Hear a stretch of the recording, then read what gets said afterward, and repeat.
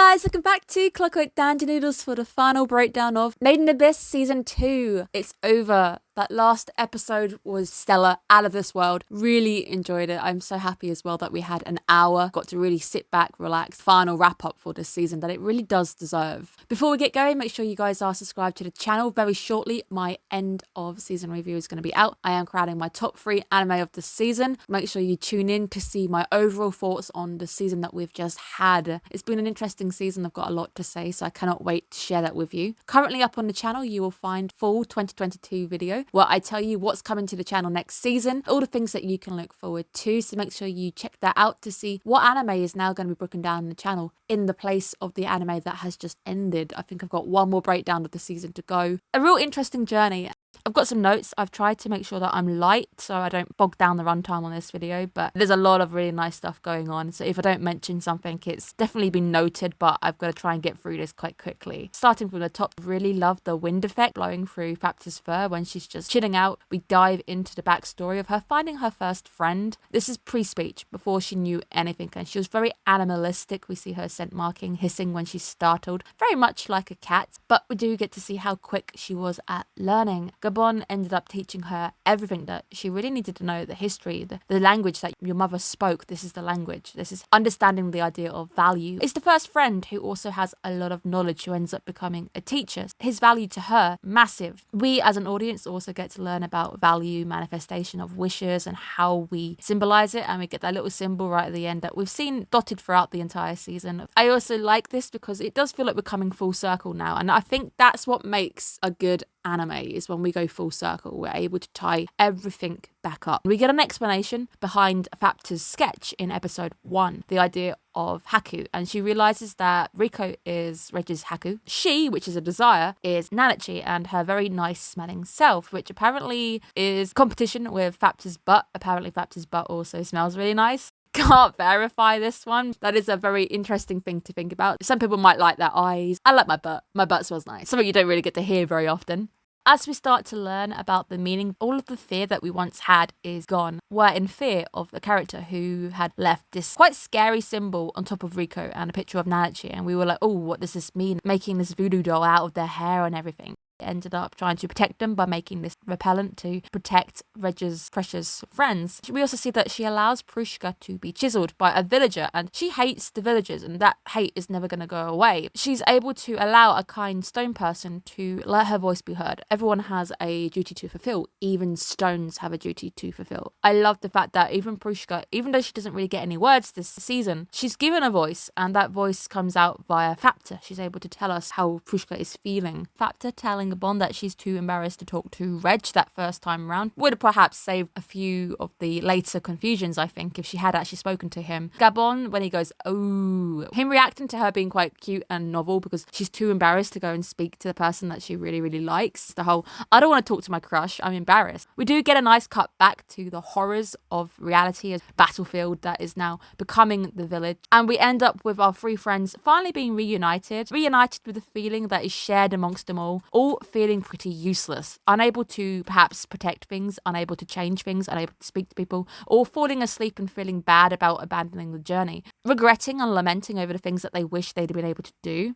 We do get to see this acceptance amongst all of the villagers. Every single villager knew this day would come. They understood that this was the price to pay. The first bit of shocking news was when we see Waku. All the way I've been convinced that he is the evil character and he had an evil plan and he was going to make Riko Village Mark II, but nothing. I didn't know where Bear was at this time, and I wasn't actually expecting him to just go out like this. I did expect us to maybe have a showdown, him to tell us more information. So many questions that this man is taking to his grave. We're just not really going to have any answers. I just really didn't expect to see this as his final way out. He does tell them on his deathbed to look after Fapta. He probably did regret his decisions. I think the only thing we really got to see is that he can actually see quite far ahead. So he literally had foresight. He was able to see very far into the future. Something I did notice in this sequence as well is Ma. Ma has a very voluptuous backside. Junk in the trunk when it comes to Ma. That butt. Gonna mourn the loss of that butt. Let's quickly talk about something that makes Made in Abyss is the soundtrack. The hauntingly beautiful soundtrack by Kevin Penkin.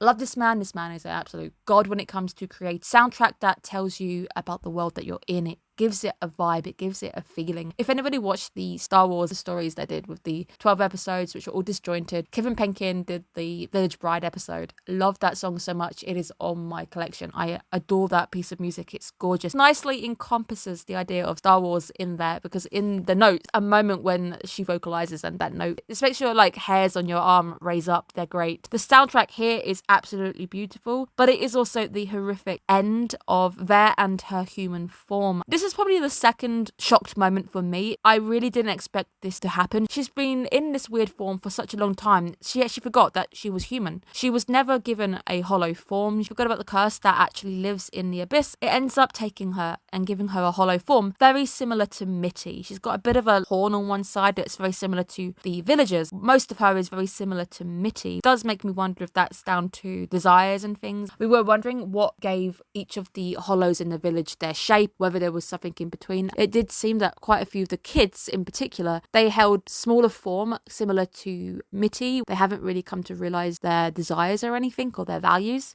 She's saved to have one last huzzah by a sacrifice, seeing now the villagers ending one by one as they're all slowly being wiped out. I did enjoy Fapta forgetting that she was mad at Reg and making a very happy face to see him on the wall with her, and then suddenly realising, wait, no, actually, I'm not happy with you. My bad. This is the face I should be showing. The moment where Reg says, I'm not going to get in the way anymore. That's it. You do you. We understand that this is what you should have done. We shouldn't have opposed you in the first place. Everything did need to come to an end. It's just sad that the villagers had to go out, but it was a price that they had to pay. And even right at the start, before I knew about the villagers and we saw what happened, I was all for the destruction of the village, because I did not like what happened to poor Iru, because she's a kid and she didn't know any better. She had no real say in what happened to her. We get to see Fapta finally exacting her duty, Iru's revenge. But we also get to see the huge toll that blowing a white whistle has on Rico and her getting that nosebleed, taking her out for quite a bit. It's a selfless sacrifice to allow Reg to take out the foes. Reg in the white armour, as always, fantastic to watch. Really enjoyed seeing him in action, taking out the bridge. He is fun to watch. I really enjoy it. But then we get another hard scene to watch as Princess Fapta finally ends the remaining villagers. She does initially give roles to go and protect Rico and Nanachi, and then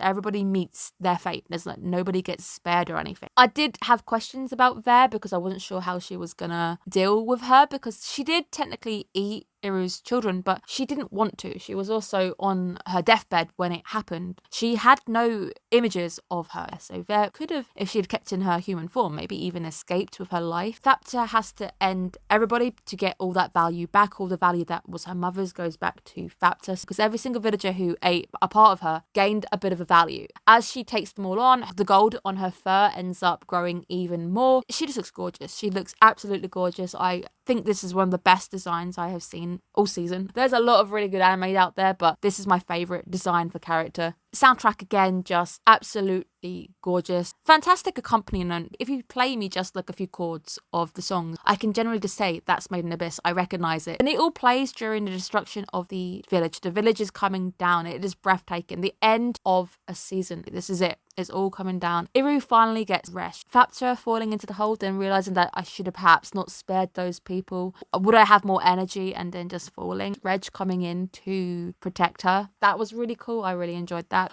Ma vanishing was really sad, because at that point we see Rico giving Ma the doll that she's making, and then she wakes up and it's in her hands. Ma is gone. Kaja ends up having a last stand, which is really cool. Some reason he's able to inhabit the body of Fapta, and then Fapta does some really cool kung fu. That's really, really cool. But in the end, everything balances back. The debts are repaid. Everything is gone. Heartbreaking sequence at the end. This is perhaps the sequence where I cried the most. Getting it all off her chest. She knows she's dying. She wants to get these feelings, this emotion off her chest before she passes away. Fapta is, of course, the perfect person to hear it, because she's the closest thing to Iru.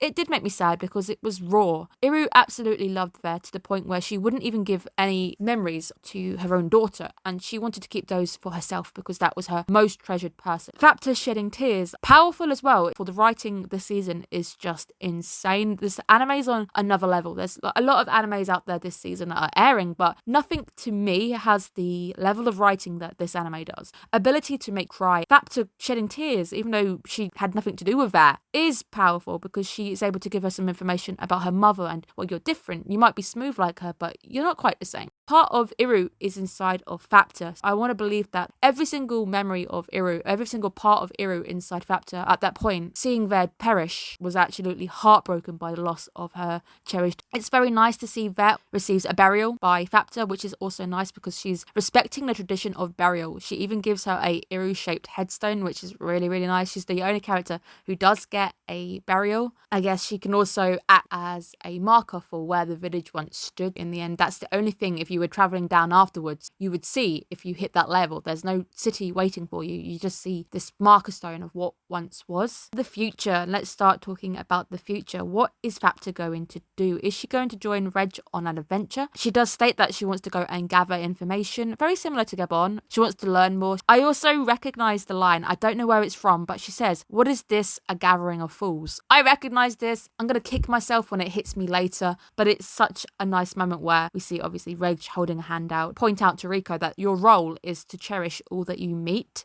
She's able to give us, again, words from Prushka, who hasn't even had a voice actor for a while. She's not in the season in particular, but it does give her a voice, and that's really, really nice. We don't know if Fapta's joining yet, but I think she probably will. That would be a very interesting gain because she's immortal, so it'd be very interesting to see what happens if she does join, because she no longer has a duty. What is she supposed to do now that her duty is over? Well, she has to find her own way. Now she needs to live for herself. I love the fact we get to see her turning back and all that beautiful gold in her hair. It's so beautiful, and I guess that is the value of the lives that she had to take. It's haunting. It's a haunting design. Whoever made it, again, deserves hats off because it's gorgeous, and the hair-raising ending of the music swelling up and getting a look into the pit that awaits us. I am so sad because I know that there's no more Made in Abyss for quite some time just because of how long it takes to even write and draw. I can believe it. You can believe it. Every single frame of this anime looks good. Every single frame has at one point been drawn by somebody, poured over all the details, a picture of the monsters that live down there. Every single story takes hours upon hours of work. Sad that we're not going to see anything just yet, so I really hope that at some point in the future I get to bring a season 3 to you guys. I am so happy I broke this down with you guys. You guys have made the journey amazing. I can't even stress how amazing it's been. Made in Abyss videos were the most popular thing on the channel. I saw views of things that mimicked the golden days of the channel before we got the bans and the copyright strikes, nail in the coffin for the channel itself. It made me smile. It definitely made me smile. I'm so happy that you guys enjoyed tuning in, seeing what I thought every single episode. It made me so happy to be able to discuss it with you guys. Made in Abyss is an anime that is very close to my heart. I really enjoy it. I love the story. I love the music. It's an anime that I really can't wait to one day see hopefully end. Hopefully it's given a proper ending, unlike 86, which has been sadly discontinued completely because of the writer's health. I am aware this writer is older, but we'll have to see what the future holds.